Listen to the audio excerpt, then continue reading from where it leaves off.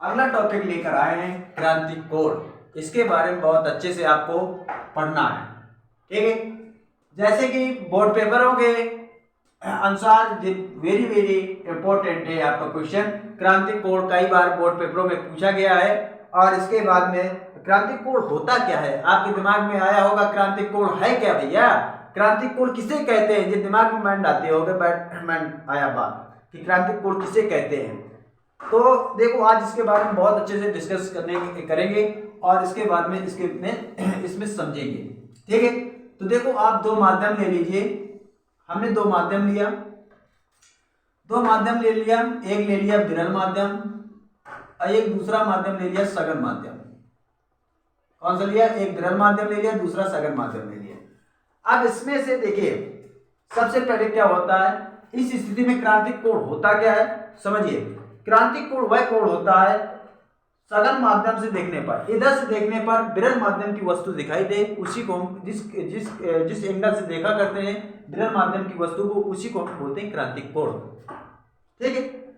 अब इसके बाद में जैसे कि आप सोचते हैं, देखो ये आपका सघन माध्यम है, क्या है सघन माध्यम, ठीक है। अब जैसे कि ये अवलंब होता है बेटा, क्या होता है अवलंब होता है और ये अवलंब है। अब इसके बाद में ये अवलंब है, ये क्या है अभिलंब है,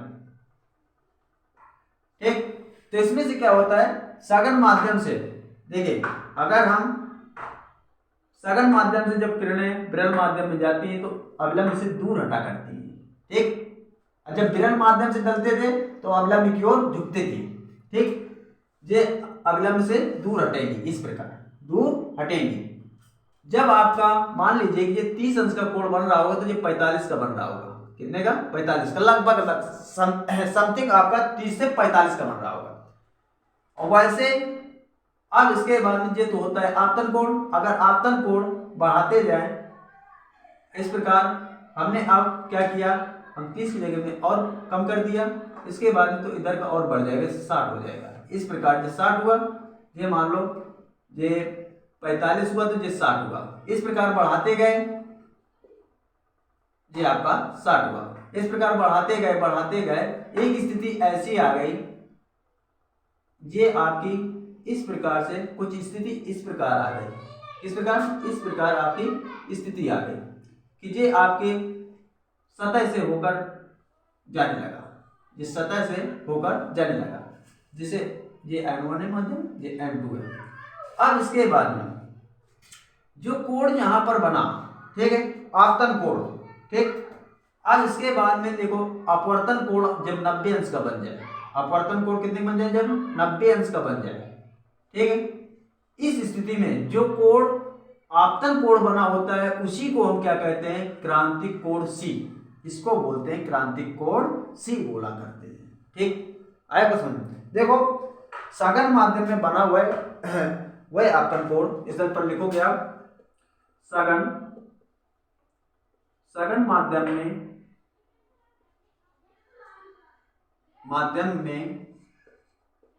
एक सघन माध्यम में बना वह, ठीक, वह आपतन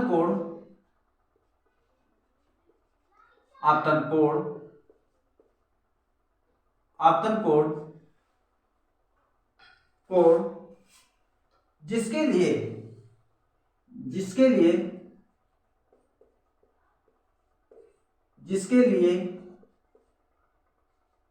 ठीक बेटा, जिसके लिए किसी माध्यम, ये विरल माध्यम का विरल जिसके लिए विरल माध्यम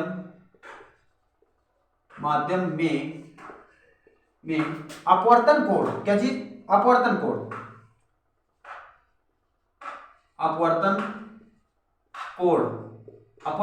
क्या है यहाँ पर R है, अपवर्तन कोण R 90 हो, क्या हो R 90 हो, ठीक है, R क्या हो 90 हो। इस स्थिति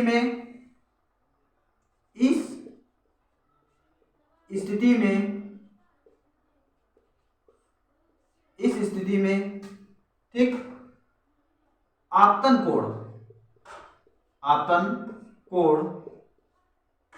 कोण आई, आई,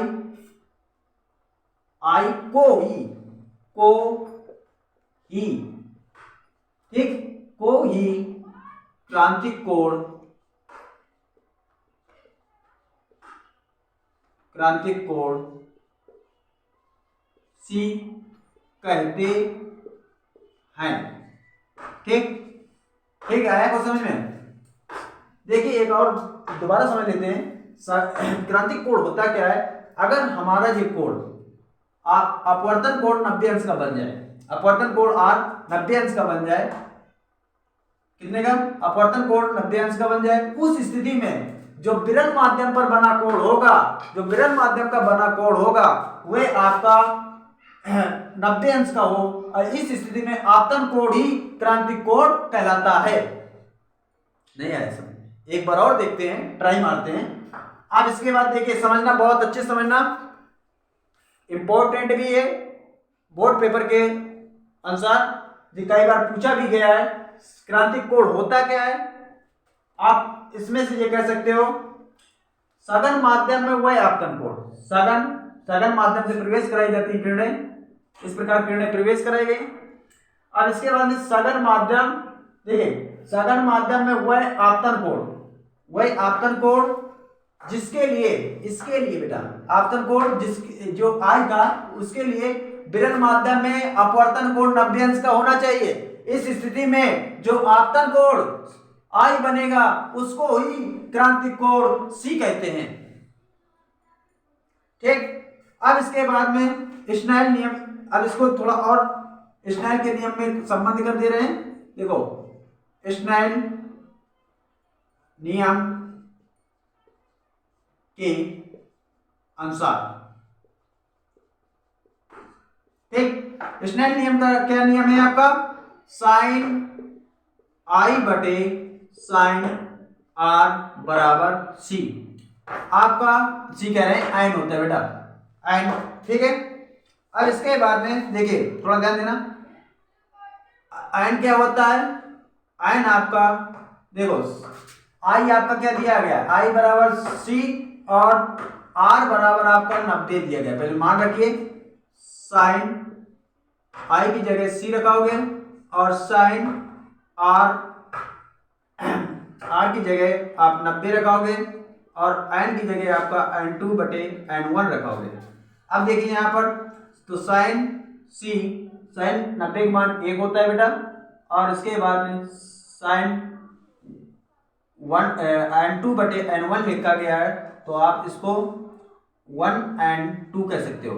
इसको और को करना है तो साइन सी बराबर 1 बटे 2 and 1 हो जाएगा, और इसको आपको क्रांतिक कोण ही निकालना है तो सी बराबर साइन इनवर्स